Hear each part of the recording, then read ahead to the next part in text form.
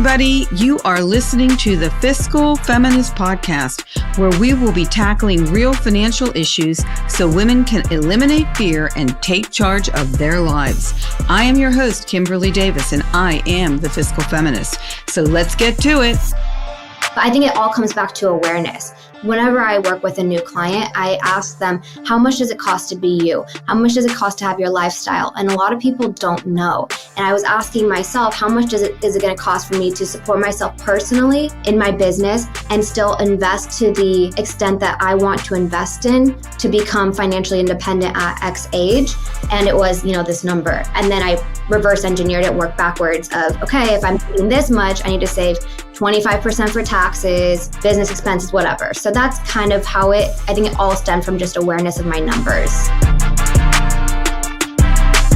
Hey, everybody. Thank you so much for joining us today on the Fiscal Feminist podcast. I am really happy that you're here today because you're not going to want to miss this one. I am actually interviewing today Haley Kowaleski, who has started the Fem Financial platform, which I'm all about as many fiscal feminist, any kind of gal platform going on about money and women. And she has quite a track record. 2 years ago, she decided that she had the goal of teaching millennial and Gen Z women about money. And she started her community. And since then, she's got over 250,000 followers across all of the different platforms, Instagram, TikTok. And she's teaching thousands of women about financial wellness, about financial organization and investing. And I really want to talk to her about so many things today because I think this is a very important mission. It's a calling. And she's quite a young woman who's, I think, on the cutting edge and ahead of her time in some ways because she's raising the alarm and trying to get everybody to focus on this because it's super important. So welcome, Haley. Thank you for taking time out of your busy schedule to talk to us today at the Fiscal Feminist. I'm glad that you're with us, and I think you are in Los Angeles at the moment. So hopefully you don't have the June gloom that we're having here in San Juan Capistrano down in Orange County. Is it gloomy? We've had it all year. Yeah, it's a bummer. I feel like I have to go to Palm Springs just to see a sun ray. Pay so much to be on the coast for the nice weather, and this is what we get. Exactly. And our expectations are set that we actually expect the sun every day. And when it doesn't show up, we're like, I want my money back and I'm moving somewhere else. Okay, so I want to get right into it because I am absolutely intrigued. And I know that everyone listening is intrigued. I would like to just you to tell us a little bit about yourself. Like, what was your journey? What were you doing before you did this? How did you come to do this? And why are you doing this? Yeah, thank you. So this started off definitely as a passion project of mine. I grew up in a household like many people where money wasn't spoken about. And it was really interesting growing up. I always refer to it like the book Rich Dad, Poor Dad. I had one parent who was good with money and one who was very much YOLO, throw it away. The kids can take on all the debt in the world. So seeing that really started to pique my interest of personal finance. And then when I graduated from university, I got my first, big girl job at a big recruiting firm in Los Angeles. And when we were eligible to start our 401ks, I asked all the women in the office, like, how do we start this? What do we invest in? And nobody knew. And that's when I started working. I realized, okay, I don't love this job. I can't do it for forever. I know money is the ticket to financial freedom, but I don't understand how money works. That's when I started learning about it on my own. And eventually I learned that this field, and I think you're the same way, has been made to seem so much more complicated than it is, and that it could be broken down into more like bite-sized tangible pieces. And that's when I started posting about it and building my business on the side of my recruiting job. And it just kind of grew from there. So let me ask you a question. What did you study in college? Was it finance? Was it economics? Was it history? Were you an English major? I studied global studies. I went to UC Santa Barbara. We have very theoretical majors over there. So I studied languages. My first love was travel. I took a gap year in between high school and college and traveled all over the world. And then I got to college and I finished in 3 years there. And while I was there, I got involved with a program that was very entrepreneurial heavy. So I actually started my first business in college. I was door knocking. I was doing all of that. That's when I learned about sales and marketing, things like that. And then I went into recruiting. And then now finance. So you were doing recruiting like at a big recruiting firm, or what kind of recruiting was it? Like at a Corn Ferry type thing, or? Exactly. Yeah, I did executive search. It was exactly like a Corn Ferry. The company is called Michael Page, and I recruited specifically in supply chain, which is a very niche part of the market. And I recruited for consumer goods companies in Los Angeles, specifically in beauty and in wellness, food and beverage, so consumer goods. And then I went into tech. So I was actually at Apple for a year. And then I was on a 1-year contract at Apple. And when that was coming to an end, I was like, I don't think I'm going to go interview anywhere else. I think I'm going to go into my business full time. And that was in July 2022, June, about a year ago, actually, June, July 2022. So let me ask you about that, because I'm always very interested. I had interviewed another person a few weeks ago who was actually a colleague of mine. He was our kind of co-CIO or co-chief investment officer. And then he left to start his own equity research firm. And I talked to a lot of people that do this pivot, but I always want to ask, like, how did you prepare financially for that before you made the pivot? Obviously, you're a very savvy gal. I can tell from your Instagram page and all the stuff that you understand the emergency fund and all that stuff. But tell our readers exactly like what went through your head. Like, was it like spontaneous, or was it like, okay, I have this amount of money saved. I need this amount of money to put into my business. Were you afraid? What made you feel confident enough to do this? And how did you lay the infrastructure for doing it so you weren't, like living up against it and getting into debt? I think that's one of the best questions that you could have asked, because there's so many people now. I hear Gen Z is the generation with the most side hustles that's ever, like they're doing the most work. So I know a lot of them are thinking, how do I make this pivot? And this pivot was a long time coming. First off, when I started my side business, I never knew that it was going to turn into something I would do full time. But then when I started making enough for me to live off of and invest my entire paycheck from my 9 to 5, I was like, okay, I have something here. And I think everyone who is going to make that pivot is really scared to do, it's a scary thing. And so I, being in finance, really over prepared. So I was planning on leaving my job probably almost a year, 8 months to a year before I actually left it.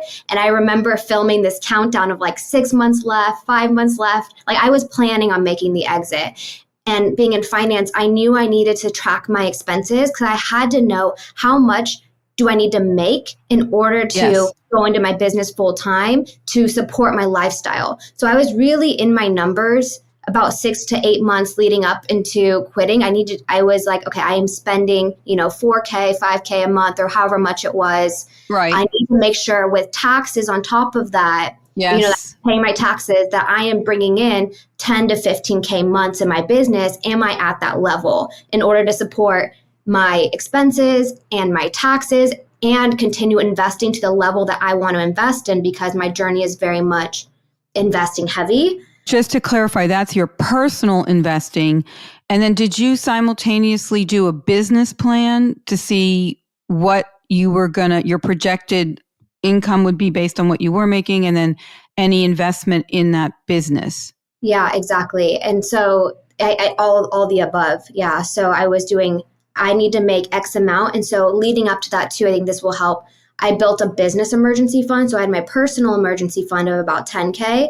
And then it was really important for me to build and save a business emergency fund of about 15K, 10 to 15K before I left my job. So I was at Apple, I was making a lot of money, and I was also making money on the side. So I went hard. Another thing that I did prior to going into my business full time, because I was left it in June of 2022, so halfway through the year, I went hard and maxed out my 401k for the year too at Apple. So I was doing a lot to put this in motion, but it was really important for me to have a personal and a business emergency fund, because I didn't want to have the pressure of, you go into your business full time and you have to make money right away full time. Right. because that's a really hard place to create from when you have this scarcity mindset of, oh shit, like, am I going to make this money or not? So that's what I Oh did. my God, I have to stop you right there because what you just said, I want you to repeat this. This is so profound, guys. I love that you said when you're trying to build a business, and I've tried to, I've done this a couple of times in my life. I had a fashion business, and also this platform is kind of a side hustle in a sense to my wealth management business. But what you said about the scarcity mindset and how it will affect the creative endeavor of what you're trying to create. Yeah. If you are so frightened by the lack of resources that you can't build this side hustle, then it's just going to contract. And I just think first of all, I love this idea of a business emergency fund for people who are doing a side hustle that they want to create. Yeah. So brilliant. Thank you. I've never heard anyone use that term before. And I think that you are onto something here.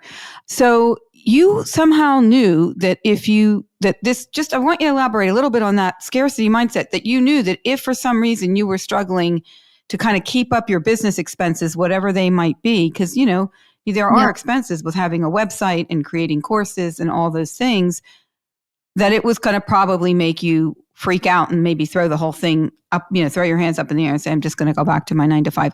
How did you come upon that thinking? Just elaborate for our audience, because I think this is an intangible, but it's so key to success. Exactly. I think it came from tracking my expenses for the 6 to 8. Well, I've been tracking my expenses since about 2020, 2021. And it came from that of seeing, okay, my numbers for personal, but my business expenses on top of that are anywhere from like 1K to even 3 or 4K per month. So I had to have that. But I think it all comes back to awareness. Whenever I work with a new client, I ask them, how much does it cost to be you? How much does it cost to have your lifestyle? And a lot of people don't know. And I was asking myself, how much is it going to cost for me to support myself personally in my business and still invest to the extent that I want to invest in to become financially independent at X age? And it was, this number. And then I reverse engineered it, work backwards of, okay, if I'm making this much, I need to save 25% for taxes, business expenses, whatever. So that's kind of how I think it all stemmed from just awareness of my numbers. And awareness is so important. And I think that is the main thing. If you know how much money you have coming in and you know how much money you have going out, then that is the basis for a lot of analysis and planning and strategy, because those are the two most important numbers that you need to know. And most people don't know that. The other thing I really want to highlight here that I think is very admirable is that you continue to make investing for yourself a priority. Yeah. So it sounds to me, and confirm, that if the investing part was competing with the investing in your business part, you would somehow manipulate the investing in your business part to make sure you could hit your personal investing target. Is that right? Yeah. So I didn't read this book until I was well into my business, but this book talks about this well, and it's the idea of profit first, and how the book is called Profit First. And it's this idea that business owners are running their businesses for 10, 15, 20 years, especially women, female business owners. And you ask them, when can you step away? When can you retire? Which is the goal for all of us. Why we're building this business is, yes, of course, to serve, but also to create this life where eventually we don't need to work. And you would ask these women, they're like, I invested everything into my business. I never took any money for myself. I never invested in my environment. So for my logic and my thinking, and why I track my expenses still to the extent to this day, is I have my income coming in. I have obviously my needs, but investing is my top priority for my future. And then if I have, whatever money's left, of course, I'm going to invest in my business. Then high priority wants and low priority wants come last for me. So I know, because I reverse engineer my numbers, I need to be investing about 2K per month. Like, that's my goal. So that it's kind of like a mandatory bill I make myself pay every month. There's no missing. Right. And do you automate that? Is it like automated to your investment account, or how do you do that? I have about a quarter to a half of it automated, I would say. The rest I kind of do, but I make sure I hit that number every month. So even if I haven't hit it by the end of the month, then I'm putting any excess in there. But I usually go a little over. And so now that you're doing, are you working another job at all now, or are you strictly doing your side hustle as your business? Yeah, I left recruiting, so I'm full-time finance coaching. So you maxed out on your 401k when you were at your job. Now you're a business owner, so you have an IRA, I'm assuming. I have a self-employed 401k. Okay, so you started your own 401k and you're still worrying about your retirement money. Yeah. Yeah, good. Okay, you're doing some tax deferred savings. So it sounds like and I think what Haley is saying here, and this is why you should follow her and check out her website for the Fem Financial course, because I think this reverse engineering, this reverse, analysis after you figure out the numbers that you have is really the key to success in building a business and or building your own personal net worth. And, net worth is a combination of anything that you can make into liquid money, and then any liabilities that you have, and you subtract the liabilities from the assets, and that's your net worth. So we always would like that to be in the black, as they say, positive, and our whole trajectory should be about building net worth, because that's what's going to carry you through in retirement, or if for some reason you need to stop working or whatever the case may be, because there's so many turns in life that you cannot anticipate. And trust me, I'm old. I've had a lot of them myself. So, what my 29-year-old self thought was going to happen at my 64-year-old self is, wow, I couldn't be more different. I would never, ever have imagined this would be my life right now. Never in a bazillion years. Okay, so you're called, let's talk about the name, the Fem Financial. Yeah. Why did you come up with that name, and what does it mean to you, and just why? That's actually a funny question. I haven't really been asked it. So I'm queer. And so I identify in the queer world, we have like femme lesbians, things like that. I identify more as a femme, but I've also, femme also in French means woman, and I speak French a bit, like I've lived in France. And so it's kind of a play on both of those, because it's like, it hints to the queer community. It also hints to women, and then financial coaching, because I'm a money coach. So that's where the name comes from. Well, I love the name, and I love it on so many levels. And I think, c'est bon that you speak French. So there you go. All my kids kind of speak French because their father is a native French speaker. He's Belgian and French and American. So it's a really good language to have, especially if you go to Paris. And I don't know, who doesn't love Paris, right? Okay, so is your target audience, do you speak mainly to women? And if so, why? And what do you think some of the, unique financial challenges are for women over men? Yeah. I would say, this is going to sound funny, I target basically everybody but like straight white men. So very marginalized groups of people. So women, people of I think color. they have enough people targeting them. We don't need to worry about straight white men. They're doing just fine. So, I would say about 96% of my following on Instagram is women. On TikTok, I think it's in the high 80s. So I do attract primarily women, and I find that it's easier to communicate to them, because when I try to speak to, again, men about it, particular group of men, it's like they are very set in trying to outperform the market, beat the market, tell me that what I'm doing is like wrong or boring or whatever. And I challenge that to say investing isn't supposed to be exciting like gambling. And the way that men versus women invest their money and save their money is just so different. So I speak to women because historically, as you are very aware, this industry has not been tailored to them. It's been more like you'll see articles like for men, go invest your money, take risks. And for women, it's like, here's how to coupon, here's how to budget, here's how to save. And so it's just in allowing women to see that this industry is for them. And it's a very powerful way for them to build their wealth and get money. So I would say barriers that women have in general, well, we've been kept out of the conversation for so long. So there is a little bit of fear. There's a little bit of, we live in a very patriarchal society of, oh, maybe the men handle the finances. I can be a little bit more hands off with it, when in reality, no, you need to be very hands on. We were speaking about this before we started recording about how a man's not a plan, even a woman's not a plan. Right. So, you're the plan. You are the plan. Yeah. We are all our own plan. Yeah. So I think it just empowering women, particularly, again, people with more marginalized groups, that systems are in place that have been put in place that are keeping you from building wealth. You have to be aware of them, and we have to, go through them and build money for ourselves. So systems in place such as, in my opinion, like predatory student loans. I think the student loan and like education field is so overly expensive. And I think that Black women hold the most student loan debt. Be aware of that. Like, you have student loan debt. How can we get out of that faster? How can we avoid some of these predatory loans that are charging you more in interest? Also, car loans, car salesmen. Every time I've coached a woman of color who has a car loan, their interest rate is always higher than a white woman. It just is. And even if they have the same credit rating.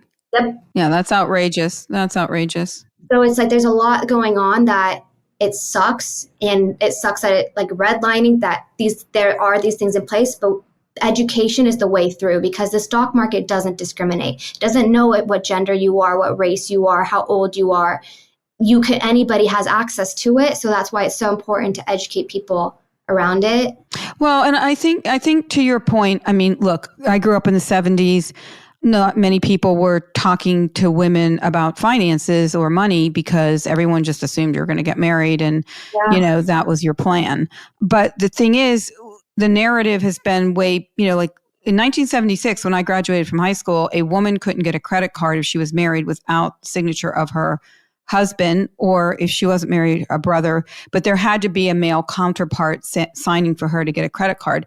Now, yes, I am old, but I'm not that old, and it wasn't that long ago. So the thing is, we as a group of people haven't really had the narrative about talking about money. And even, when you look into the 18th, 19th, early 20th century, sometimes women couldn't even own property, and property they did own prior to getting into a marriage was then given to the husband and it became his property. So there's a long historical narrative and anachronistic thinking that we have to kind of really overcome so women feel comfortable about talking about money. And then there's also the fact that we still make, and this is primarily for white women, it's worse for Black women and Latina women, are still making 82 cents on the dollar. So we have to overcome that. And Haley's 100% right in the sense that the stock market, with all of its volatility over the years, is the most effective way to grow your money. So I'm all about people investing because that's what I do for a living. I am, wealth manager, as many of you know who listen to me. I spend a lot of time thinking about how people should invest their money and also how they should set themselves up for success. But I also know that you have to have other things in place and your infrastructure in place before you start plunking a lot of money into the stock market with even possible volatility and loss, even if you're diversified and you have kind of a moderately positioned portfolio. But I want to ask you a question about Gen Z women in a minute. But first, since we're talking about investing, how do you tell people to start investing? And are there certain things they should have in place before they start investing? Mm-hmm. What's your philosophy? There's two questions there. Is like, how do we get people interested in this when they don't think it's for them or they think it's scary? And for them, this is where the internet is so powerful, because you can show, like pictures or graphics and numbers in a really cute form of like, okay, this woman starts at age 25. This woman doesn't start until she's 45. Look at the difference in their investment portfolios. And people are like, wow, wait, I don't want to wait until I'm 45. How should I get started earlier?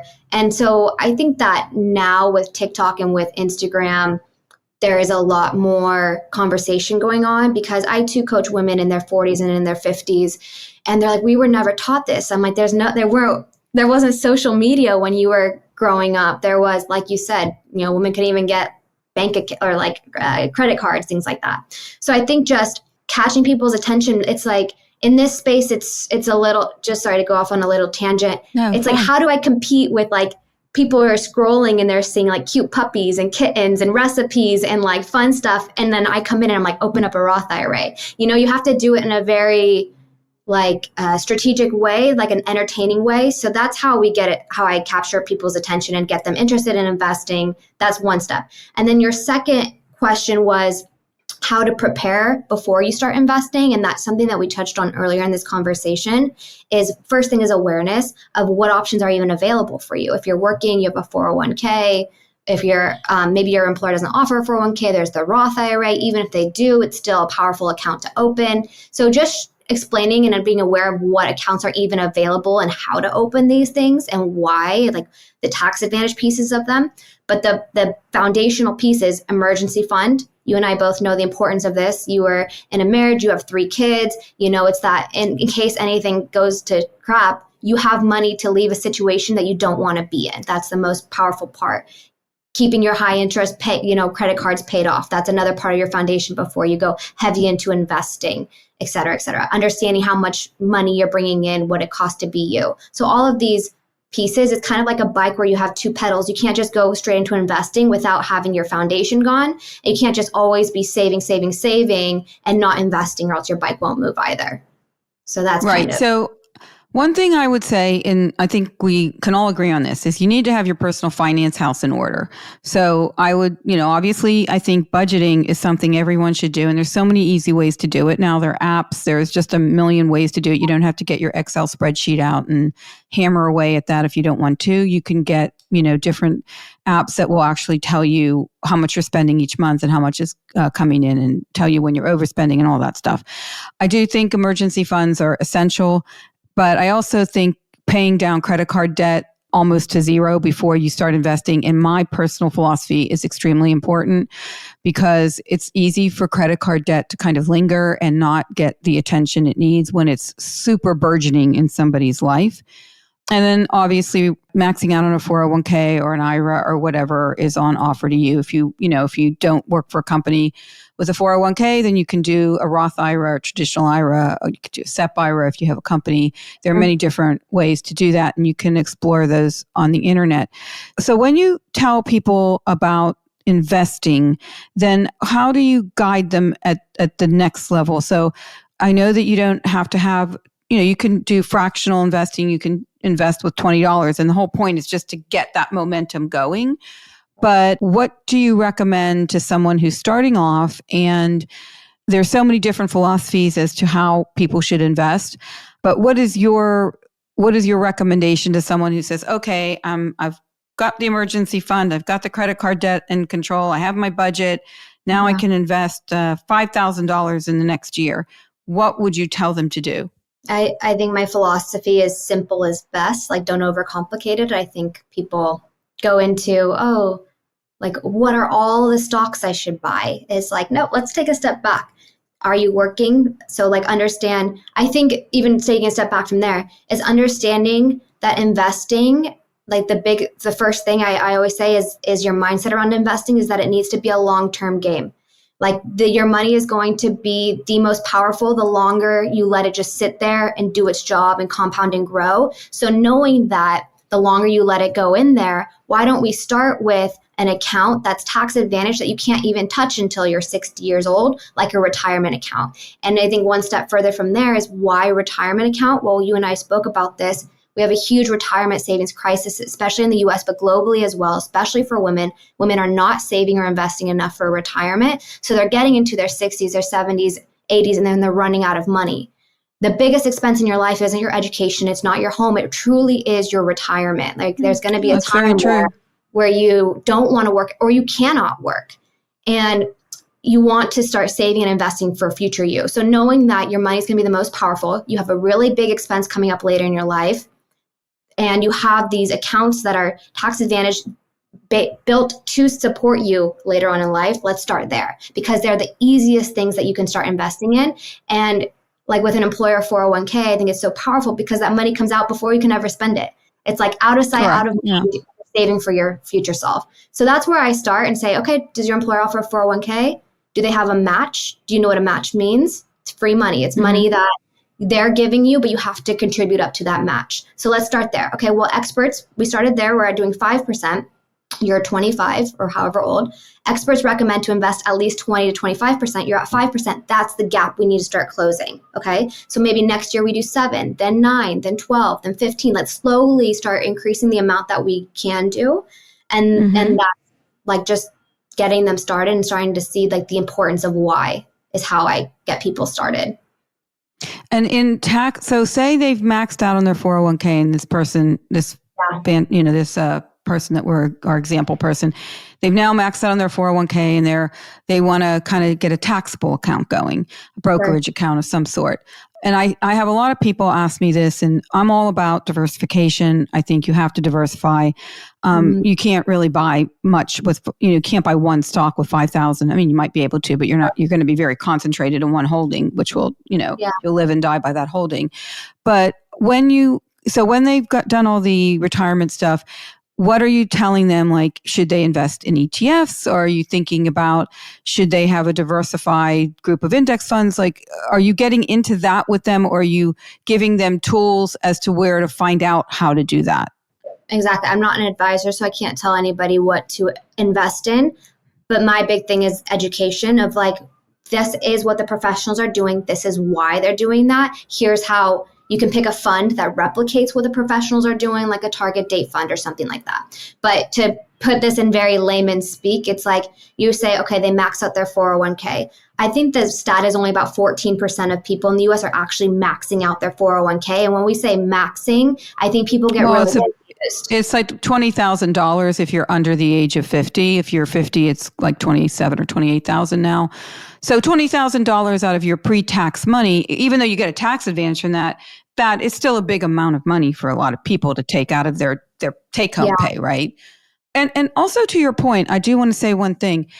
If you aren't maxing out and you're contributing what you can, even if you can start like a small taxable account, the reason that I kind of talk about this a little bit is I have a lot of people that come into my orbit and they're maybe in their late 50s and they'll say, I want to retire now and I have all this money in retirement savings. And the thing about retirement savings, unless it's in a Roth, is a Roth IRA or a Roth 401k will allow you to take distributions when you need them after 59 and a half without having to pay taxes because you put post-tax money into a Roth. With a traditional IRA and a 401k, you're putting in money before you pay taxes on it. That's the tax advantage of it. But there is that period of time, and I want people to think about this a little bit. I don't want to muddy the waters, but I have talked about this a lot, and it is relevant, is that if you happen to retire at 58 or 59, or you want to, before your Social Security kicks in and before you have to take stuff from your traditional IRA or your 401k, right now the age is 73. So if you can take money from other places to fund your retirement before you become 73, that's preferable because you don't want to pay ordinary income taxes on the money you're going to get from your IRA in your retirement because your tax bill goes way up earlier in your retirement than you want it to be. So it's always better to try to get that bridge money between retirement and when you turn the age that you have to take required minimum distributions from your 401k or your traditional IRA from a taxable account, like a regular brokerage account, because all the money you get taxed on from there will be at the 15 to 20% range, as opposed to the higher ordinary income range. So it is kind of important to do both if you can. If you can do a little bit to your 401k and your IRA, a little bit to a brokerage account, I think that's the best way to, I don't know what the saying is, like split the baby or whatever that saying is. That's the best way to kind of go down the middle of the road and make sure you've got both of those things covered, because I have had a lot of people come in with just retirement money and literally they have enough to maybe retire later, but certainly not in their late 50s, and they don't have a taxable account. And it's like, well, yeah, you can start taking money out at 59 and a half, but you're going to be paying ordinary income taxes on this. And if you live to 100. Yeah, or you can start taking money out of that you contributed to a Roth, but I really don't want them to touch that either until they have to. So you're right. So a normal taxable brokerage is really important as well. Yeah. So, I mean, just something to think about. And there's so much information about how to start. I mean, there's many platforms, all of them, Vanguard, Morningstar, Ellevest, Robinhood. But I really, I would say just don't market time. Haley mentioned that. People who market time never make money. It's a statistical fact. So you can't just, you should be in it for the long term and have a really solid strategy of diversification across different types of holdings, which means stocks, bonds, and alternatives or uncorrelated investments, so that you have the whole picture there. So let me ask you, Haley, I'm older, you're younger. How do you feel millennials and Gen Z what are their issues and their barriers and things that they have to confront that are a little bit different than, people of my baby boomer generation. Yeah, there's a lot between the different generations. I mean, millennials were graduating in the '08 crisis, housing crisis, when there weren't a lot of horrible time of it. Older millennials, and then you have younger millennials and Gen Z. We had COVID. Gen Z saw their parents go through the '08 crash, and a lot of them were affected by that.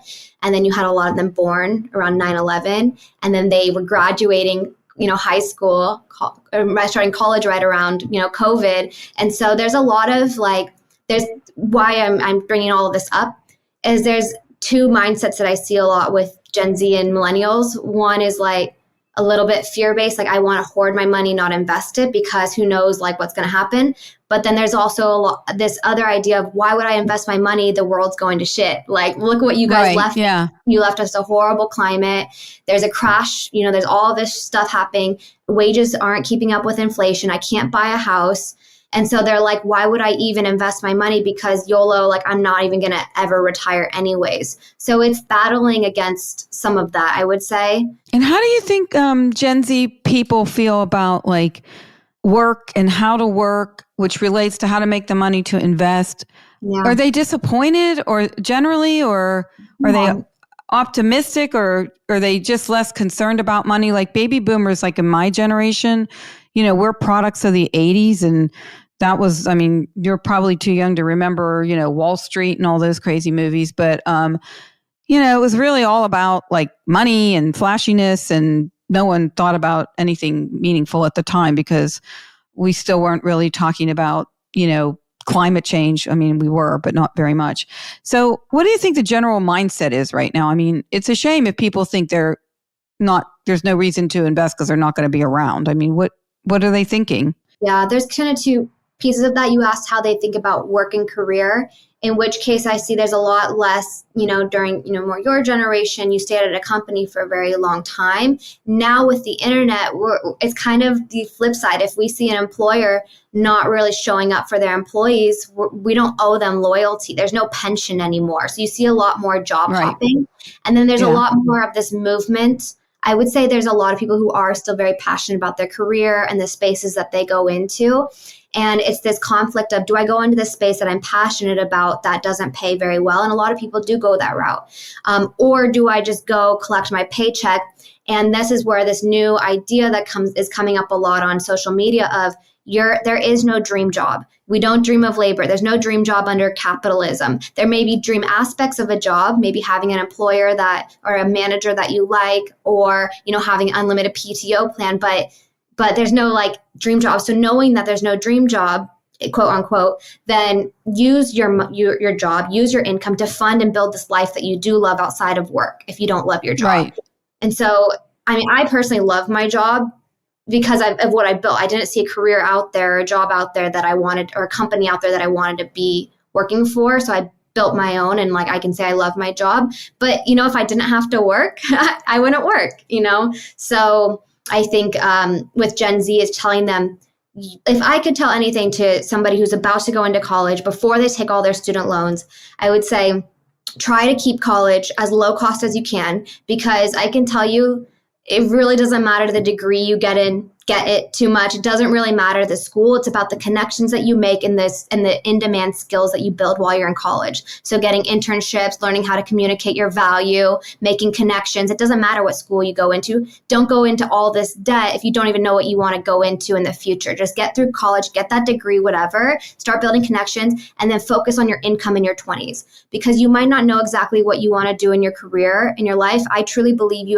everybody has two careers, at least in their world, in their life. At least. I've had 5 careers, so yeah, at least. The career you go into, or the job you go into, and then you have the actual career when you find out what your purpose is in life, which is what you're doing right now on the side. This wealth management, helping people become financially literate, is the same for me. I didn't know what I wanted to do. I saw recruiting was lucrative. I went into it. I had no emotional ties. I wasn't lit up by it, but it paid a lot of money, and it allowed me to now become basically where financially I'm able to jump into my business full time. So that's my advice for people who are about to go into college is try to keep your debt low, build up your foundation, build up your high demand skills, communication, sales, like technology. There's so much stuff you can do. Get into a job, focus on income. So don't stay at one company, because statistically speaking, you stay at one company, you're not going to get these crazy raises. Always be networking, and then negotiate. And then once you figure out what you really want to do, you can, because now you have all of this money that you've been investing in building and stuff in your 20s. You have low debt because you didn't take out these crazy student loans, and now you can do whatever you want. And I see this a lot with doctors, actually. It's like people are so passionate, obviously, about medical space, but you're in school for so long. Like I'm 29 right now, and I have a friend messaging me. She's like, shit, like I went through all this medical school, and she's like, I love it. She's like, but I just want to do ceramics all day. I just want to make pots. And she's like, now I have $400K of student loans, and I have she'd have to make some really nice pots. Yeah.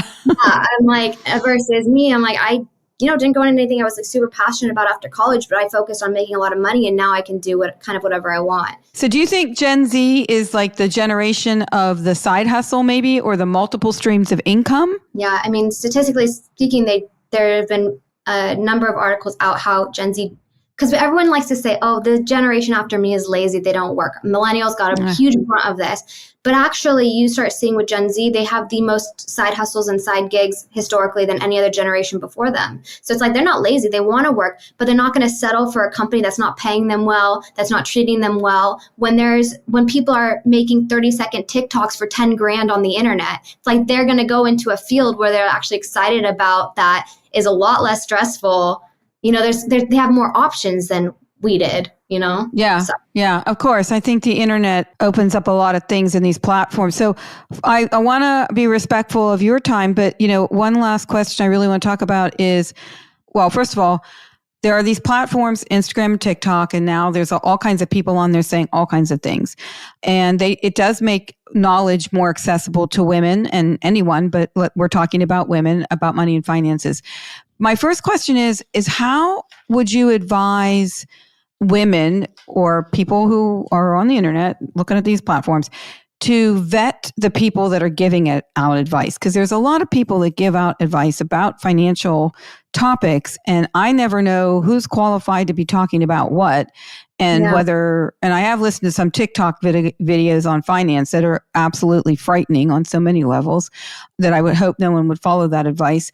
But what advice do you give to people about kind of vetting who they're listening to? Yeah, and I hope people vet me too. I'm not a degree. I don't have a financial advisory degree. I didn't study this in school, so it's a very fair question. I would say first thing is personal finance is personal. So if you hear somebody did a guaranteed strategy or whatever and made like $100 grand, it's like, okay, well, we don't know their full story. So always kind of be a little bit skeptical of like what these people's backgrounds are and the facts and what set them up to do X, Y, and Z. But also always Google is a free resource, and there's so many good available, fact articles on Google. So you can always fact check and go and look at reviews. I think reviews speak volumes as well. And then, of course, I always say if it sounds too good to be true, it probably is. It's too good to be true, right?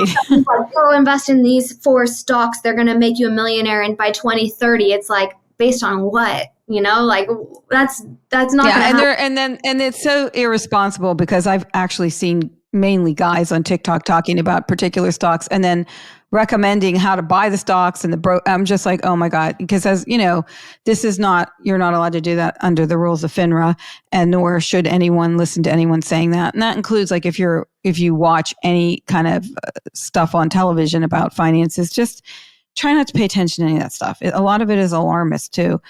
I want to ask you one final, well, probably my penultimate question, real quick. So say somebody, first of all, you have this platform, you have some courses, you do consulting, it sounds like, and coaching with individuals. Tell me a kind of an example of a client or someone who's worked with you, how their journey started and how they, can keep it honest, but how they benefited, what happened in their life, and how they grew financially from the way that you, like, give me an example of how you would coach them, because people might want to reach out to you for that experience. I mean, I have people from all different backgrounds who I work with. I would say like a client that just stands out to me was a woman who was a single mom. She's 28 years old. She just had a daughter, and she was like in credit card debt, had no idea of like what steps to take in what order with her money. And she was making okay money, but again, as a mom, sorry, your question is like what steps? So the transformation was we got her foundation set up, got her out of credit card debt, got her on a plan to build an emergency fund. And then as a mom, I always recommend a little bit extra cushion in your emergency fund if you have kiddos. Yeah. And then on top of that, once we got her 401k set up and on track to be worth well over $1 million at retirement, she's only 28. Then we set up a 529 for her daughter, so that her daughter would have at least 15 to 20k going into her education. So was she checking in with you, or were you saying, okay, here are the steps, here's your homework, go do this, and then we're going to meet back again and see where you're at? I have two types of programs that people can work with me. I have a more hands-off where I have a self-guided course that comes with a 30-minute coaching call, but then it also comes with office hours twice a month. So they can come in, ask questions, and that one is at a lower price point. Maybe someone whose finances aren't so complicated. Like this woman is perfect. She had a 9 to 5. Like that's it. You have some credit card debt. You have a little student loan debt. You have a kid. We can handle all that.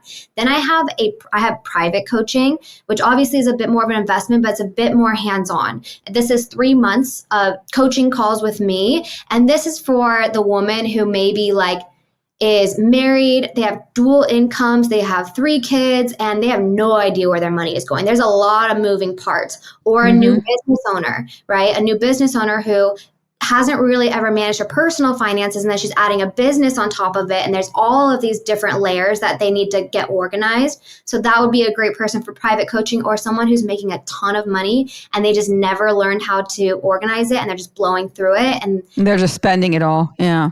For example, I have a client making over 400K, spending the entire check every single month, who I just started working with. And these are real people. So someone in that capacity is probably better for private coaching, but someone whose finances aren't so complicated, they just need a little bit of structure. How do I get started? Okay, let me get my 401k, my taxable brokerage thing set up.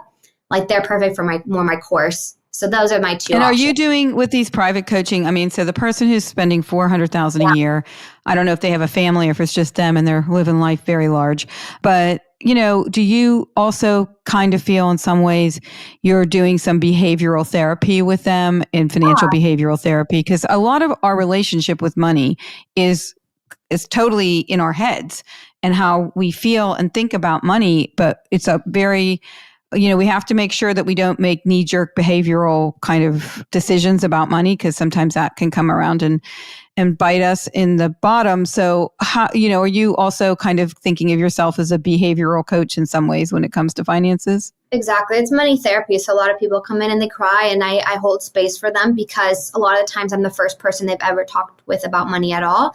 But for this person, exactly, it's behavioral. And I always say, it's just there's so much unconsciousness that happens with spending nowadays. We swipe, we add to cart, we Venmo, and then we ignore. Yeah. So step one is just awareness. So you were talking earlier about, there's so many apps you can use to track your expenses. I actually make my clients manually track, because an app can tell you what you spent at the end of the month. But if you actually have to go and enter in your numbers, I have a planner that is a bestseller. It's awesome, where people are actually manually entering it in. It adds this awareness back into their spending. So that's step one, month one of working with me is let's get you understanding where your money is going, and coming when you track for the first time, I always say the same thing. Let it come from a very non-judgmental place. Let's just start seeing where you naturally were spending money on, because when people try to change everything at once, they get overwhelmed and they stop. Don't judge. Just enter it down. Just say, take notice of what we were spending, because right now where we're at is the worst you're ever going to be. It's only up from here. We're only going to move from here. So let's stop going any further. Let's start doing little changes.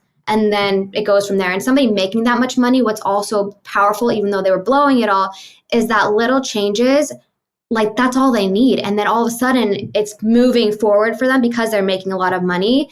They can catch up pretty quick too. So when you say manually track, you have them putting it into some sort of program that you set up, I have a Google Sheet. It's an Excel planner that at the beginning of the month, you can put your projected numbers, and then you can actually track, and whatever you track goes right next to the projected, so you can see your actual numbers next to what you projected. And what do you think the time commitment for someone is? Because I think that's a great idea, because I think when you actually, this is what I say to people, if you are categorically not going to do this and you need an app to help you do it, then take the app because it's better than nothing. But I also know for myself, I'm much better when I'm granular and I'm actually physically, in my case, either typing it in or writing it down, because that's my come to Jesus moment. I did this. I spent this. Why did I do this? And that is kind of like, it's much more impactful. But I just want to know, so how you're getting people to commit to this, which I think is awesome. And you say, okay, it only takes like an hour a week or something. How does a time management of this go? Yeah. So in my private coaching, I say to do it twice a month, once halfway through the month where you do the first 2 weeks. But someone like that woman, I said to do it weekly because she has a lot of money going in and out. So I'm like, it's going to be a lot to wait to 2 weeks in. And then I have them actually put a calendar link or invite or whatever in their calendar and to add me to it so I can check in on them. So that's why private coaching is so powerful, because it's very much like, I'm holding you accountable, but I'm also supporting you and I'm checking in with you, because at this point, we just need to start building these habits, because this isn't a habit yet. It's not a habit to track, but eventually you do this for 30, 60 days and it's every single Friday, and it doesn't take long. It's 20, 30 minutes. That's it. You just have to do it. And in your 20s, this can fly. You don't need to know where your money's going as much in your 20s, although I do believe it's so powerful to start in your 20s. But when you're older, in your 30s and your 40s, it's not an option anymore. It's an adult thing. You have to know how much money is coming in and how much is going out. I always say, think of yourself like a business. If I were to tell you that Apple had no idea how much money they spent in Q1, you'd be like, what the heck? It's the same thing for you. Why is it any different? And you don't have to do this for forever. Eventually you can go to the apps, but I always say, if you've never done this before, do over 30 to 60 days, because you really start to see habits in your spending, identify your triggers. Maybe you didn't even realize every time you go to the grocery store, you're grabbing Starbucks on the way. At one point in your life, this was a treat. And you're like, oh my God, it's so special. But then it became a habit. It's really hard to backtrack from a lifestyle increase like that. It's really hard to go back. But I always say to my clients, I'm like, remember when you were in college and how you used to make like $100 spread throughout the entire month? I'm like, you've been there before. You can do it again. And it's like, people just get used to these little lifestyle things. So the first thing is just awareness. And then it's showing them the value of if they do something instead. Like I always do opportunity cost. If you invest this $200 or $400 instead, look at how much money you're going to have in retirement. You just shaved off 5 years from your work life by doing that. And a lot of times when people aren't investing, they've seen their money work for themselves in the past through the form of debt, right? Like they paid off their debt. They see it work for them in the present. They buy them something nice. They get a moment of like excitement, but they haven't seen their money work in their future. Once they start seeing that and they just start like seeing their money start making them money, that's when it starts to like click of, okay, this is why I need to be investing. So it's like getting to them to these moments of like, you can continue on this trajectory. This is what your retirement's going to look like, or we can make these little changes and you just got $500,000 more. Yeah. And you have to I think you're so wise. God bless you. At such a young age, you are a super wise woman and you're spreading the word. And I love that. But, you have to remember about your future self. And I think for me in particular, I didn't do that, which is why I'm so passionate about telling women today, please remember your future self. I didn't do that. And I'm going to have to work for a very long time to play catch up for all the things that happened to me and the poor decision making I made, not only with respect to finances, but the commingling of my assets and the decisions I made concerning my relationships with money and my ex-husband and on and on. But your future self is really out there and you need to think about that. And I think Haley's way of doing this is so brilliant because it isn't like you have to, climb Mount Everest. You can make these really small doable changes with some commitment and just change your whole future self's life. And the other thing I would say too is really important to talk to someone like Haley too when you start a family. I think when children get involved, it's very easy for money to start flying out the window without anyone knowing where the heck it's going, because there's lessons and there's medical expenses and there's school trips. And I don't know, there's just a billion things that happen with kids that you are just like, so busy and tired half the time, you're just like, yeah, whatever. And also sometimes if you want to educate your kids and there's a tuition or tutors or whatever, there's always a million things. So someone like Haley can help you, really sit down and say, like, where is our money going? Because it's a snowball. And then before you know it, it's too late. Okay, so any final words of wisdom to the audience before we end this?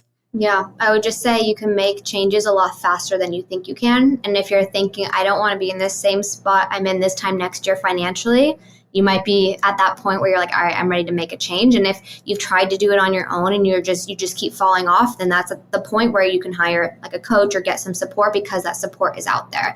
And there's no shame in doing that. I hire support, like business coaches all the time for my business. You know, people hire fitness coaches. So there's no shame in seeking help. And the last thing is, you're not behind. I think I hear that a lot, is like, oh, I'm so behind. I wish I started earlier. But you didn't. Let's get started now. Let's, see what we got to do. Hey, I had to change my whole life at 53. So, for the lack of not too big a point on this, stuff happens along the way. And as prepared as you might think you are, sometimes things happen. So you can't let that mindset hold you back, because we are organic people that are always transitioning and changing throughout our lives. I even see it with my 90-year-old parents, like we go through these changes and transitions. I misguidedly thought, when I'm 60, because back then I thought that was old, I'll have it all figured out. I'm in my 60s. I don't have it all figured out. I kind of have some of it figured out. I'm doing my best. But as long as you're trying and you keep, making strides forward, that's all you can ask of yourself. Well, I think this has been amazing. Haley, where can everyone find you? I think the easiest way is on Instagram. If people have Instagram, it's Fem Financial Coaching, or on TikTok, Fem Financial, or my website. But wherever, you're on Instagram, right? I'm on Instagram. I'm at the Fiscal Feminist. I'm on TikTok at the Fiscal Feminist. If someone wants to have you as a coach, do they go through the website, or do they reach out to you on Instagram? They can just DM me on Instagram. I go through all my DMs, so they can just message me on Instagram. You can email me, Haley, Haley, at femfinancialcoaching.com as well. Well, I think anyone who's listening to this, who is on the brink of fed upness with where they're at and they want to make some great changes, they need to reach out to Haley. I think you've been an absolutely wise guest with many great, kind of tips and ideas for strategy and thoughtfulness. So this is someone on social media that you should be listening to and that you should be reaching out to. Also, I would ask you all to pick up a copy of The Fiscal Feminist, a financial wake-up call for women, on Amazon or in the bookstore or wherever you may be where you can get your hands on a book. And please review it if you do read it. It's been a pleasure, Haley. Thank you so much for joining me today. You've just imparted so much wisdom. So I hope that people reach out to you, because I think you're very wise and I like what you're doing. Thank you. I appreciate your time. Thank you for listening today to the Fiscal Feminist Podcast. Please take a minute to subscribe to the podcast on your preferred podcast platform. And I would really appreciate if you could also rate and review it. You can also find me on Instagram and TikTok at The Fiscal Feminist, or check out the website fiscalfeminist.com.